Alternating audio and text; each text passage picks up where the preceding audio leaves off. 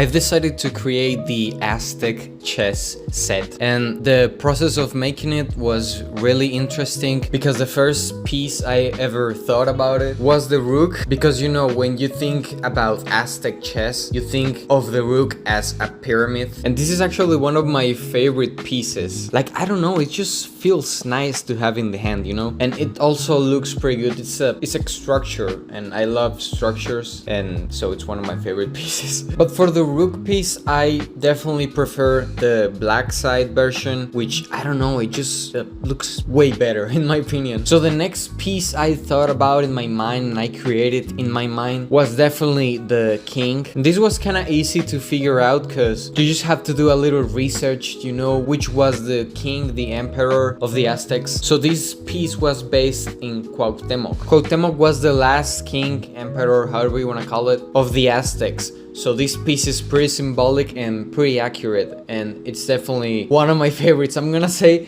that it's one of my favorites about every piece, okay? But sorry. And so I like it a lot, and I have a problem with both sides, the white side and the black side, and it's I cannot decide which one I like the most. Both are amazing, both look awesome, but if I gotta choose, I think I'm choosing the black side. I don't know, it just looks kind of nicer, and it has this detail that I put on the eyes that are like kind of white. The next piece I created in my mind was the bishops, and this is because the bishops are the pieces that are on the side of the king and the queen. So I thought about it kind of like the protectors, the guards of the king and the queen. So I made them as the jaguar warriors, which were the best warriors that the Aztec Empire had. They were very fearless, and I think this piece reflects that.